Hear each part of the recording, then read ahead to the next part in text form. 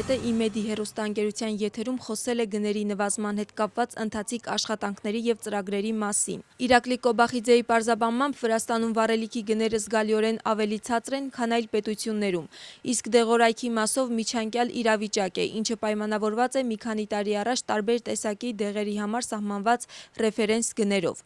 Ինչ վերաբերում է սննդամթերքին, նրա հայտարարությամբ գները հաճախ 3 անգամ ավելի բարձր են, քան եվրոպական երկրներում, որը շտկելու ռեսուրս գոյություն ունի։ Վարչապետը ևս մեկ անգամ խոսել է 2024 թվականի նոյեմբերի 28-ին արված հայտարարության հետ կապված։ Նրա խոսքով այդ որոշումը անխուսափելի էր, քանի որ այլապես Եվրահանձնաժողովը մինչ օրս կշարունակեր մերժումները և Վրաստանի շանտաժը բանակցությունների բացման հարցում։ Իրակլի Կոբախիձեի խոսքով քրիստոնեական մշակութային տարածքն էր հիմնական պատճառը, որի համար էլ դարեր շարունակ նախնիները նայում էին դեպի Եվրոպա։ Նրա հայտարարությամբ կարևորներից մեկը, որի դեմ այժմ պայքարում են Եվրոպայում գործող ոչ ֆորմալ ուժերը, հենց քրիստոնեական մշակույթն է։ Վարչապետի խոսքով Վրաստանը կշարունակի համապատասխան միջոցներ ձեռնարկել իրավիճակը փոխելու համար, չնայած այս գործընթացը չի կարող միակողմանի լինել։ Ձմեռային օլիմպիական խաղերի բացմանը նվիրված միջոցառման շրջանակներում ԱՄՆ-ի փոխնախագահ Ջեյ Դի Վենսի և ԱՄՆ-ի պետքարտուղար Մարկո Ռուբիոյի հետ հանդիպման մասին ԻՄԵԴ-ի հեռուստաընկերության եթերում խոսել է Վրաստանի նախագահը։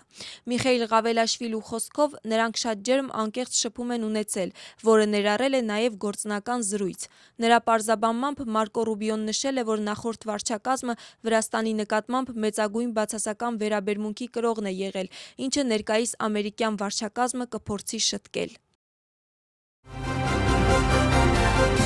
Թբիլիսիի պետական համալսարանի հիմնադրման 108-ամյակի կապակցությամբ համալսարանի բակում անցկացվել է բողոքի ցույց, բոլոր ճանապարհները դանում են դեպի Սպիտակ տաճար կարգախոսով։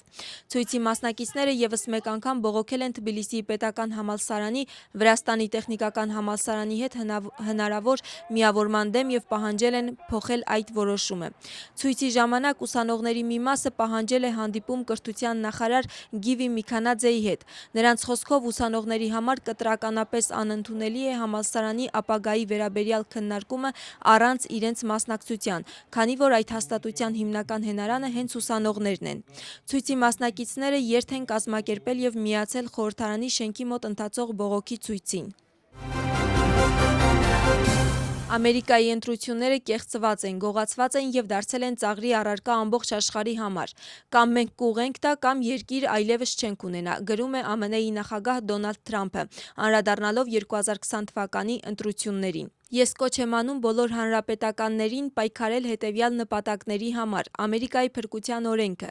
Բոլոր ընտրողները պետք է ներկայացնեն անձը հաստատող փաստաթուղթ։ Բոլոր ընտրողները պետք է գրանցման համար ներկայացնեն ԱՄՆ-ի քաղաքացիությունը հաստատող փաստաթուղթ։ Փոստով ուղարկվող քվեաթերթիկներն արգելվում են, գրում է Դոնալդ Թրամփը։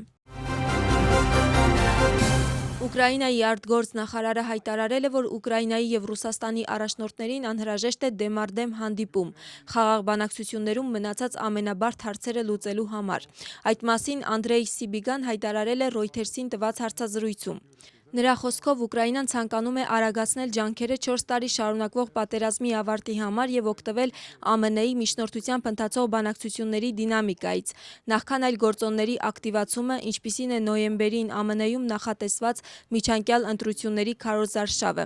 Միայն Թրամփը կարող է կանգնեցնել պատերազմը, հայտարարել է նախարարը։ Սիբիգան նաև նշել է, որ 20 կետից բաղկացած խաղաղության ծրագրում մի քանի հարցեր դեռ մնում են չլուծված։